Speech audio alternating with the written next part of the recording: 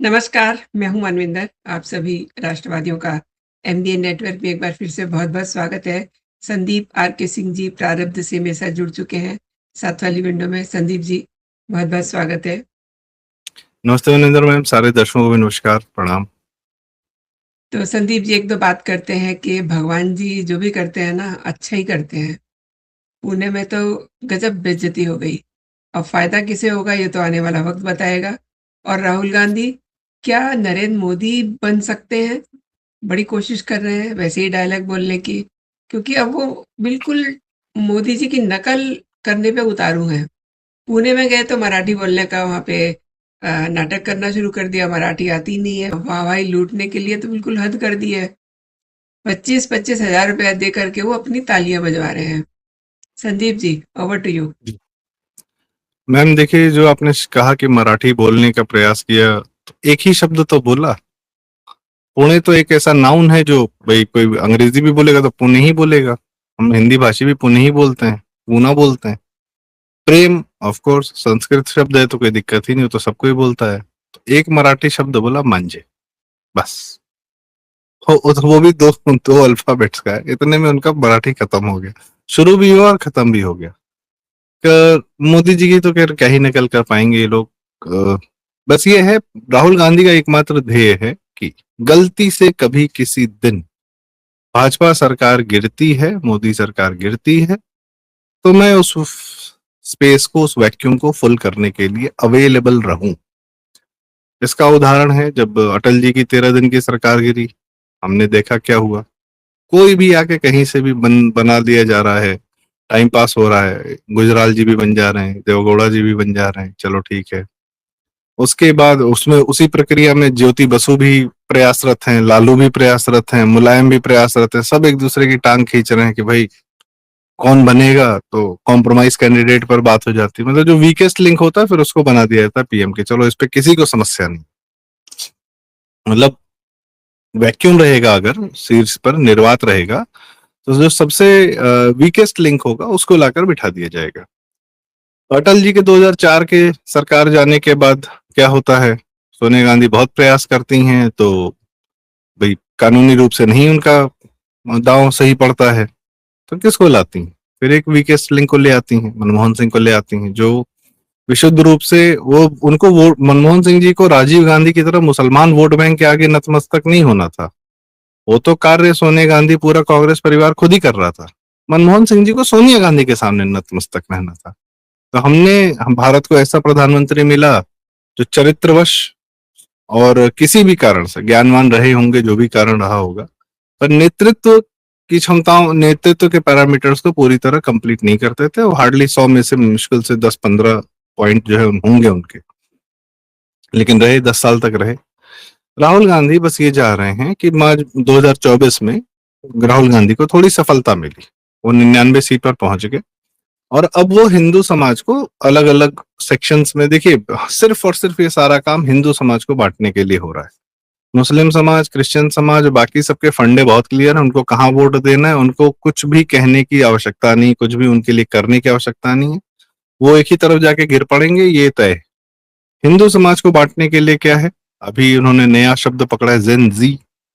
तो पूरे भारत का जेन जी जो है वो पकड़ रहे हैं। अब वो जेन जी कहाँ से लाते हैं? नेपाल से लाते हैं। उसको यूथ नहीं बोलते, उसको यंग नहीं बोलते, उसको युवा नहीं बोलते हैं, उसको जेन जी बोलते हैं। अच्छा, जेन जी का बड़ा नेगेटिव टोन, नेगेटिव टोन ये है कि श्रीलंका में उतरा, इजिप्ट में उतरा 11-12 में अरब स्प्रिंग के माध्यम से, और नेपाल ऑफ कोर्स हमने देखा रिसेंटली, या इवन शेख हसीना जी का देखा।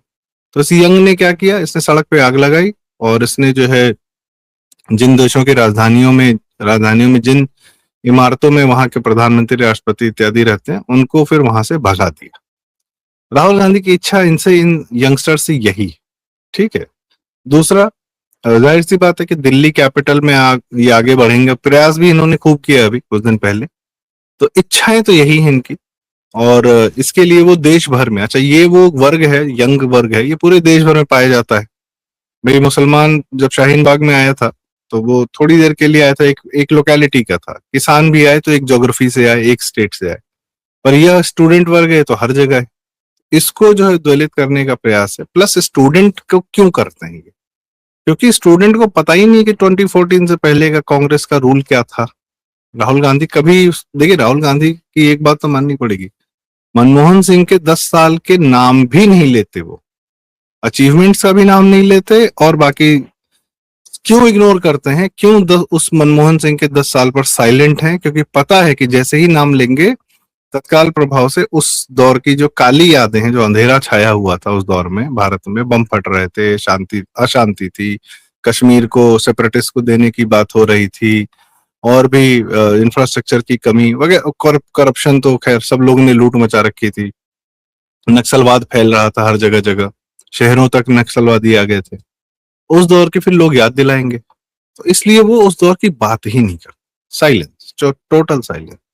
अभी ये भी नहीं बात करते कि हम आएंगे तो क्या करेंगे, अभी सिंगल पॉइंट एजेंडा है कि जो है उसको हटा दो, क्योंकि ये पता है कि जो हटेगा उसका फिर वैक्यूम क्रिएट होगा, और वैक्यूम क्रिएट भरने के लिए हर प्रकार की आसुरी शक्तियां दौड़ पड़ेंगी, और उसमें लगे होगा केओस, और जब केओस होगा तो भारत में केओस ही राहुल गांधी का इस समय विशुद्ध रूप से फोकस है, मोटिव है, पर्पज है, यही है, भारत केओस में जाए। क्या नुकसान होगा भारत का? कांग्रेस सरकार ने सदैव भारत का नुकसान करने के लिए ही सत्ता में भी रहे हैं, और कांग्रेस भारत का नुकसान करने के लिए विपक्ष में भी यही हरकतें कर रहे हैं। अभी मोदी जी ने कुछ दिन पहले बताया, और बड़ी शानदार किताब है रिफॉर्म नेशन, एक ये इसमें गौतम चिकरमणि जी बताते हैं कि 1947 से 91 तक कैसे एक एक पॉलिसी बनाकर नेहरू एंड परिवार ने भारत के प्रोडक्शन, भारत के एंटरप्रेन्योरशिप, भारत का टैक्सेशन कलेक्शन, मतलब सब कुछ बर्बाद करके रखा। इसीलिए राजीव गांधी के 5 साल में भारत दिवालिया होने के कगार तक पहुंच गया था। लोग भले चंद्रशेखर को बोले या चंद्रशेखर जी को बोले या वीपी सिंह को बोले, एक्चुअली में राहुल गांधी और राजीव गांधी और इंदिरा गांधी के कार्यकाल में जो भारत की हालत हुई थी, उसी वजह से भारत दिवालियापन के कगार तक पहुंच गया था। ये लोग प्रोडक्शन होने ही नहीं देते थे, किसी को कोई मौका नहीं देते थे कि तुम अपनी जिंदगी खुद बना दो, और उसके बाद टैक्स अलग लेते थे। भाई तुम जब प्रोडक्शन नहीं होने दोगे, आज की डेट में क्या everybody is doing business GST के माध्यम से या किसी के माध्यम से, पूरा भारत एक दूसरे से ट्रेड कर सकता है, यूपीआई से ट्रांजैक्शन कर सकता है, तो टैक्स कलेक्शन हमारा बढ़ रहा है, तो सरकार के पास जब पैसा पहुंच रहा है तो सरकार उसका सदुपयोग कर रही है सही तरीके से। इन लोगों ने पैसा ही नहीं पैदा होने दिया, उसके बाद पैसा, इसीलिए सरकार अपने जीएसटी रेट्स भी घटाती है, क्योंकि वॉल्यूम ऑफ ट्रांजैक्शन इतना ज्यादा है कि आप उतने में से 2-2 रुपया भी ले लेंगे 100 रुपए में से, तब भी आपका काम चल जाएगा। लेकिन अब एक ही रुपया कमाई कर रहे हैं, तो उसमें से तो 90% टैक्स बनाया इंदिरा गांधी ने, तो पैसा तो चाहिए सरकार को। तो बात तो ये, लॉजिक तो ये कहता था कि तो पैसा पैदा होने दो ना, बढ़ने दो, 100 रुपए को 150-200 होने दो। इन लोग का था नहीं, हमें प्रोडक्शन नहीं करना है, सो मच सो दैट कि सिर्फ हिंदुस्तान मोटर्स को अलाउड था कार बनाना, किसी और को अलाउड नहीं था, लाइसेंस था। टाटा, सोचिए टाटा ने कार बनानी कब शुरू की है? टाटा का टेल्को 1940s का है, वो ट्रक्स बनाते थे, सब कुछ बनाते थे, कार नहीं बना पाते थे। कार कब बनाना शुरू किया? 91 के बाद, जब हुंडई हुंडई सबको मौका मिल गया, हुंडई ने पूरे भारत में जब अपनी गाड़ियां खड़ी कर दी, बेच ली, तब टाटा आया इंडिका लेके। टाटा तो 40s में बना सकता था गाड़ी। नहीं नहीं नहीं, वो बिरला जी को जो हिंदुस्तान मोटर वाले, उनको कंपटीशन नहीं चाहिए। स्कूटर बनाने का परमिशन सिर्फ और सिर्फ बजाज के पास था।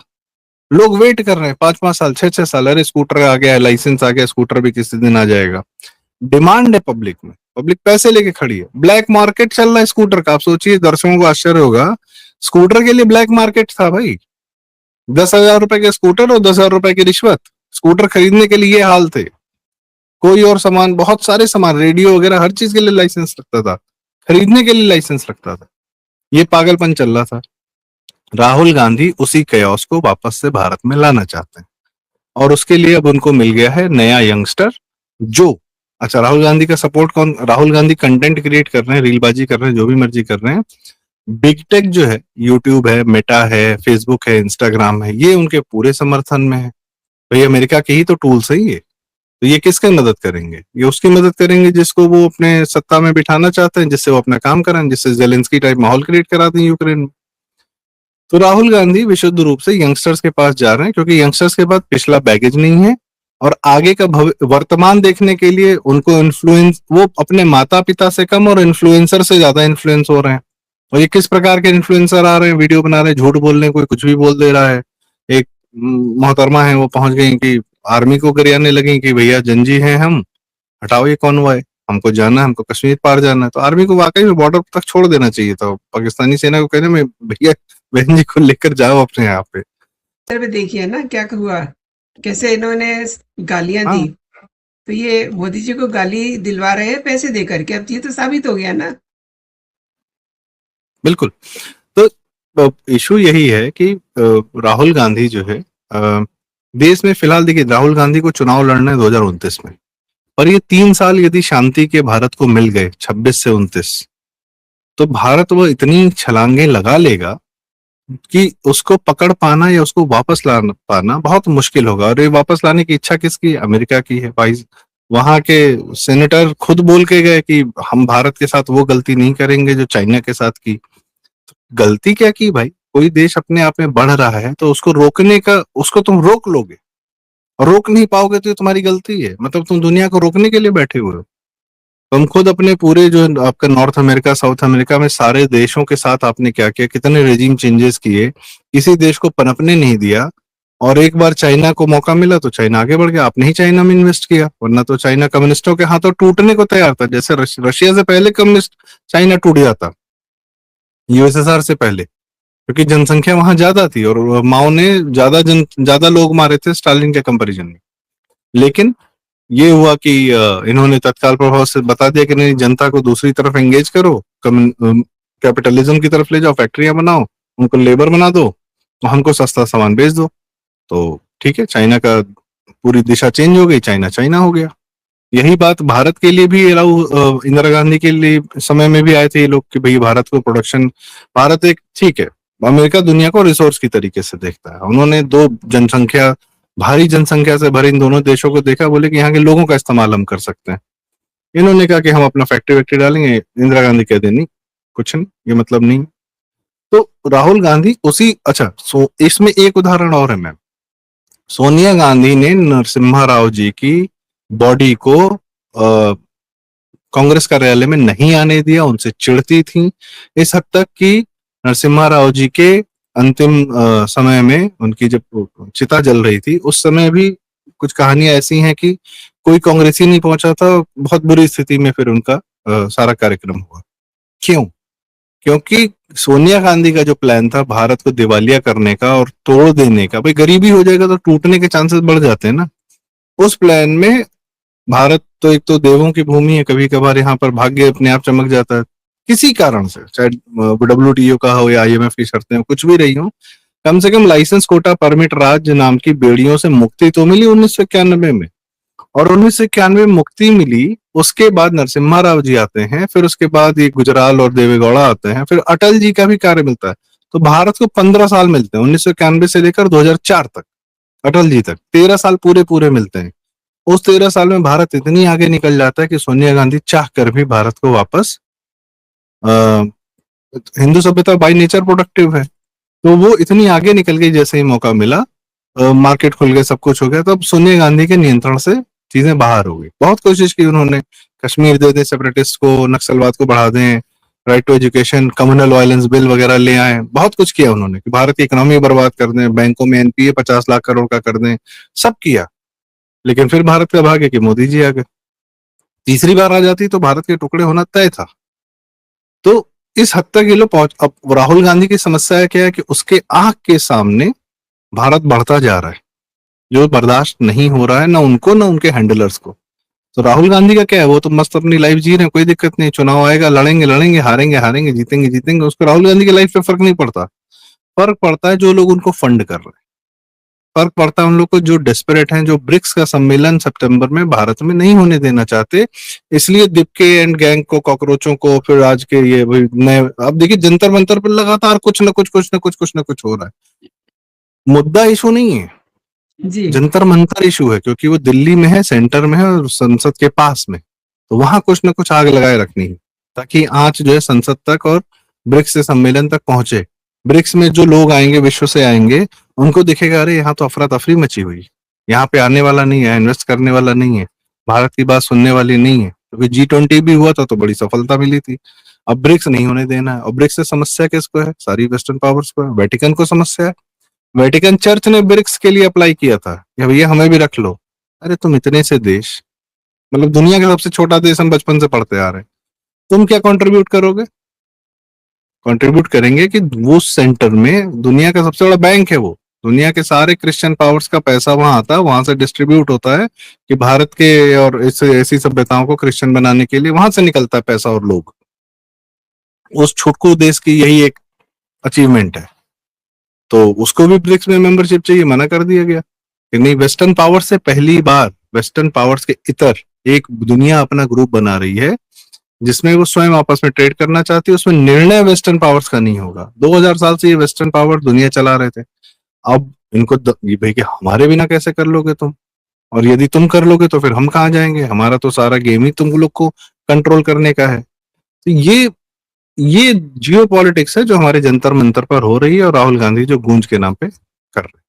जी और अब देखिए ना, इधर इन्होंने तो बोल दिया कि ये पैसे दे करके जो है तालियां बजवा रहे हैं। पैसे राहुल गांधी भी क्यों देंगे? राहुल गांधी के पीछे कैम्ब्रिज एनालिटिका था 2019 में, और कितनी सारे जी। सोर्सेज हैं, कितने तरीके से पैसे आते हैं। अब स्टैंड अप कॉमेडियंस हैं वो राहुल गांधी के साथ, राहुल गांधी थोड़ी स्टैंड अप कॉमेडियंस को पैसे देते हैं। केजरीवाल का राइट हैंड मैन था विजय नायर, वो फर्म चलाता था। उस फर्म को कंपनीज को सिर्फ एनजीओ ही नहीं है सोर्स ऑफ इनकम इनके, बाकायदा प्रॉपर कंपनीज हैं, टैक्स पे करते हैं, वो सारा पैसा घूम के इन्हीं लोग को फंड करने में जाता है। सीएसआर एक्टिविटीज के माध्यम से अजीम प्रेमजी फंड किया करते हैं। अभिनंदन निलेकानी की पत्नी ने कहा कि भाई हम लोग ने भी फंड किया वायर स्क्रॉल इत्यादि इत्यादि को। तो राहुल गांधी को सपोर्ट करने के लिए फंडिंग की व्यवस्था कांग्रेस को नहीं करनी है। कांग्रेस पैसा पाती इसी मार। और ये जो अखिलेश यादव हैं, बाकी लोग हैं, ये भी लोग आजकल क्या करते हैं, ये भी लोग बस रेलेवेंट बने रहने का कि हम योगी जी के सामने काउंटर में हम खड़े हैं, लाओ हमको फंड करो। तो भाई जिसको योगी जी से तकलीफ होगी वो अखिलेश यादव में पैसा डालेगा, क्यों नहीं डालेगा? तो ये इन लोग का मॉडस ऑपरेंडी है। और राहुल गांधी पर अभी तो एक वो भी केस हुआ है कि भाई आय से अधिक संपत्ति, आय से अधिक तो अपने अपने ट्रेवल में खर्चा कर दिया। इन जी, लोग जी। का तो इन लोग को ना आय का पता होता ना खर्चे का पता होता। किसी से पूछो इन सेकुलरवादियों और भ्रष्टाचारी नेताओं के बच्चों से जो पीएम और सीएम बनना चाहते हैं कि भैया पैसा हुँ, कैसे हुँ। आता है, पैसा कैसे कमाया जाता है, तो ये कहेंगे हम बस एक फोन कर देते हैं किसी को, वहां से पैसा आ जाता है। इन लोग की source of income is just one thing कि किसी को आंख से इशारा कर दिया या कुछ हमने प्रोजेक्ट रिलीज कर दिया तो उस प्रोजेक्ट में 100 करोड़ के प्रोजेक्ट में कितना हिस्सा हमारा है, वो इनका source of income. That's it. या और बांध बांध दिया, किसी अधिकारी जी। को बोल दिया कि तुमको हर महीने इतना पैसा पहुंचाना है, या हमने तुमको ये मंत्रालय दिया तो तुमको हमको हर महीने इतना पैसा पहुंचाना है। ये इन लोग की सोर्स ऑफ इनकम है, इसके अलावा इन लोगों को कुछ नहीं आता। So money wise they are the मतलब वर्स्ट। जी और संदीप जी, अभिजीत दीपके के खिलाफ महाराष्ट्र में भी एक केस दर्ज हो गया है। कैसे देखते हैं? क्योंकि ये हर स्कूल में बिना देखिए, इन लोग का जी, इलाज यूपी पुलिस के पास है। ये एफआईआर और ये सब जो है ना, ये इन लोग को ठीक नहीं करेगा। ये लोग आसुरी प्रवृत्ति के लोग हैं, और इनको आप सोचते हैं कि पुलिस व्यवस्था, न्यायिक व्यवस्था से आप इनको जेल भेज देंगे, ठीक कर देंगे। केजरीवाल को जेल भेजा, न्यायपालिका ने छोड़ के घुमा दी, छोड़ दिया। राहुल गांधी भी तो नेशनल हेराल्ड में, सो मच सो दैट कि राहुल गांधी को इतना बड़ा बेनिफिट मिला हुआ है कि आपके इस केस की मीडिया रिपोर्टिंग नहीं होगी। मनिंदर मैम, आप आपका चैनल है, प्रतिष्ठित चैनल है, और उसके बाद आप स्वयं में पत्रकार भी नहीं है। आप अगर जाएं पता करने कि नेशनल हेराल्ड केस की इस समय क्या स्थिति है, केस उसमें सुनवाई हो रही है नहीं हो रही है, आपको अगर जानकारी मिल भी जाएगी आप पब्लिकली ये बात बोल नहीं पाएंगे, गैर कानूनी हो जाएगा कि केस की स्थिति क्या है। तो नेशनल हेराल्ड तो एकदम ठंडे बस्ते में, क्या अंधे कुएं में डाल दिया है, जुडिशरी ने डाला है। ये कौन सा ऑर्डर होता है कि इस केस की मीडिया रिपोर्टिंग नहीं होगी? ये कौन सी बात है? तो इशू इज कि ये लोग इस तरीके से जुडिशरी के माध्यम से, अगर हम सोचें भाई, कल सौरभ दास जो है वो दुनिया भर से मांग रहा है जो परमिशन नहीं है, कोई अधिकार नहीं है, कोई इसको व्यवस्था का पार्ट नहीं है, दुनिया भर से अकाउंटेबिलिटी मांग रहा है तुमसे। जब इस बस इतना पूछ दिएगा कि इस घर में रह कैसे रहे हो तुम, 10 लाख रुपए दे कैसे रहे हो, कौन सी सोर्स ऑफ इनकम है, कौन सा। भाई एक एक आम आदमी पे यह केस तो हो सकता है ना कि आय से अधिक संपत्ति का, वो तो किसी पे भी हो जाता है, आय से अधिक खर्चे का। तो जब पूछा गया तो सौरभ दास हाईकोर्ट चले गए कि मेरी निजता को भंग किया गया है। तुम दिल्ली में फार्म हाउस में रह रहे हो, तुम दिल्ली में इतने बड़े शानदार घर में रह रहे हो, तुम्हारा ना अता ना पता, न पता चल रहा है पिताजी नेपाली थे या क्या थे, अभी ये पैदा हुए नहीं हो, और वो खर्चे तुम्हारे इतने हैं, कोई पिताजी बहुत रईस भी नहीं थे, कहीं कहाँ से फंड आ रहा है। जी, और तो सौरभ दास का बैकिंग देख लीजिए, आई एम सॉरी जी, इंटरप्टिंग यू, कि जिन लोगों ने पैम्फलेट और अभिजीत मित्रा ने सौरभ दास के ये पूरे कुकर्मों का पूरा भांडाफोड़ किया, उनके ट्विटर हैंडल बैन कर दिए। हाँ, तो ये बैकिंग लेके ये लोग चल रहे हैं। एक नहीं कई सारे। वो आशुतोष रांका पहुंचा था तो इलाज तो गांव वालों ने कर दिया, वो फिर अगले दिन गुंडे लेके गांव पहुंचा। मतलब किस हैसियत से जा रहे हैं स्कूल में? इनके पास क्या कोई परमिशन है? मतलब हम भी रिपोर्टिंग जिस समय करते थे, हमें अगर जेल की रिपोर्टिंग करनी होती तो मैजिस्ट्रेट से परमिशन लेनी पड़ती थी। किसी स्कूल में अगर कोई प्रोग्राम कोई भी संस्था करवाती है, तो बकायदा परमिशन लेती है कि हम ये इस स्कूल में इस तरीके का हम प्रोग्राम करना चाहते हैं। कई बार क्या होता है, बच्चों को कुछ बुक्स देनी होती है, इस तरीके के उसके लिए अच्छे प्रोग्राम के लिए भी परमिशन लेनी होती है, और ये ऐसे मुँह उठा के जा रहे हैं। तो इन पर कुछ कड़ी कार्रवाई भी नहीं हो रही है, ऐसा दिखाई भी नहीं दे मैम रहा कहीं।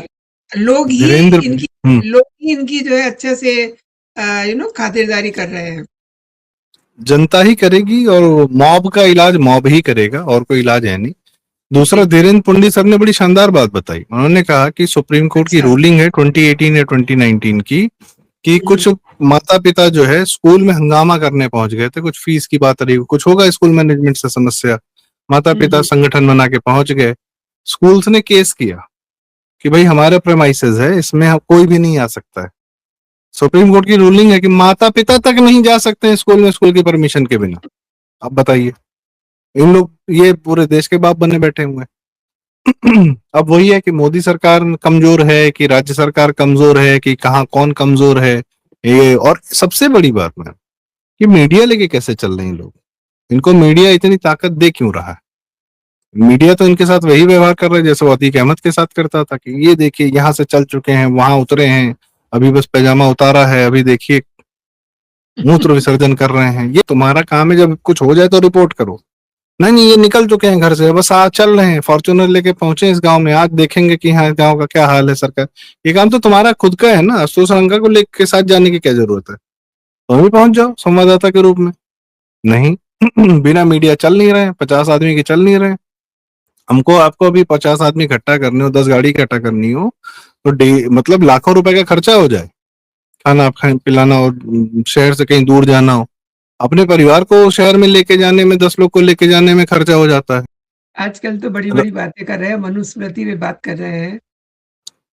मनुष्य मैम, राहुल गांधी, मतलब क्या आयरनी है, irony died 1000 times. Rahul Gandhi के साथ तो हमेशा ये होता है कि वो आयरनी लेके चलते हैं और आयरनी की मार के वही उसको दफन कर देते हैं। लड़की कह रही है मैं दुपट्टा लेकर नहीं निकल सकती हूँ समाज में, मुझे समाज रोकता है। बगल में हिजाब वाली बैठ खड़ी है, गोल पूरा हिजाब बना है, वो उससे नहीं पूछ रहे कि बहन तुमने क्या हिजाब पहन रखा है हमारे स्टेज पे। और हमने आपने देख रखा है मैम, मनविंदर मैम, पिछले अगर हम 25-30 साल का इतिहास देखें, हमने भी दादियों को देख रखा है। हमारी दादियां या हमारी नानियां कैसे रहती थी, क्या कपड़ा पहनती थी, किस तरीके से पहनती थी, ठीक है, हमारी माताएं किस प्रकार से पहनती थी, फिर हम अगली जनरेशन हमारी बहन किस प्रकार से पहनती हैं, फिर अगली जनरेशन हमारी पत्नियां या हमारे आसपास के, और फिर हमारी अगली जनरेशन ये क्या कहते हैं, हमारी भांजियां भतीजियां, घर के बच्चे क्या पहनते हैं। आप अगर अपनी दादी से उठाकर अगली ये चार चौथी जनरेशन को देखेंगे, तो आपको हर जनरेशन में महिलाओं का कपड़ा बदलता हुआ ही दिखेगा, और ये हिंदू समाज स्वीकार कर चुका है, कोई समस्या ही नहीं है। कोई लड़ाई नहीं लड़नी पड़ी इसके लिए, संघर्ष और सड़क पे उतर के फेमिनिस्ट का आंदोलन नहीं करना पड़ा। सबको अपने अपने थोड़े थोड़े संघर्ष थे तो सबने डील किए, खत्म करनी। जीवन में थोड़ा बहुत संघर्ष तो रहता ही है, आदमी लोग संघर्ष नहीं करते। अपने पिताओं के साथ क्या बच्चे या लड़के संघर्ष नहीं करते हैं? करते हैं, थोड़ा बहुत उनकी सुनते हैं, थोड़ा बहुत अपनी कर लेते हैं। ऐसे ही जीवन धीरे धीरे धीरे बदलता जाता है, ढंग की बातें रह जाती हैं और पुरानी बातें चली जाती हैं। अब नेट पे बकायदा कंपेरिजन्स हैं कि कौन सी सभ्यता में महिलाएं क्या कपड़ा पहनती थी और जब से इस्लाम ने कब्जा किया क्या पहनती हैं। 50 देशों की सभ्यताओं का फर्क है। तुर्किस्तान और कजाकिस्तान से उठा लीजिए, मिस्र से, अरब से उठा लीजिए, हर जगह से देख लीजिए, मोरक्को रखो, सबके कपड़े अलग थे और सबको एक काला तंबू पहना के बिठा दिया। राहुल गांधी का उस पर कुछ नहीं, कोई शब्द नहीं उस पर। तो मुस्लिम वो क्या नाम है, मुस्लिम लीग जो है बड़ी सेकुलर है। ऐसे लोग हमारे नेता बनेंगे, ऐसे लोग हमारे नेता बन के घूम रहे हैं, ये हमारा दुर्भाग्य है। आपने बिल्कुल सही कहा। अब आने वाला जो वक़्त है, ख़ास तौर पे राहुल गांधी का, ये अब पैसे देकर के ही तालियाँ बजवाएँगे और अपनी भीड़ इकट्ठी करेंगे। हमने देखा ना कि ये तो सुनते थे कि मतलब सभा हो रही है तो पैसे दे कर के लोग चले जाते हैं। लेकिन देखिए, अब ये जिस तरीके से शो कर रहे हैं, उसमें भी लोगों को पैसे दे-दे के बुला रहे हैं। आपने संदीप जी मेरे शो के लिए समय निकाला, मेरे लिए समय निकाला और दर्शकों को तमाम विषयों पे आपने विस्तार से जानकारी दी। बहुत-बहुत धन्यवाद आपका। जय हिंद, वंदे मातरम। जय हिंद, वंदे मातरम।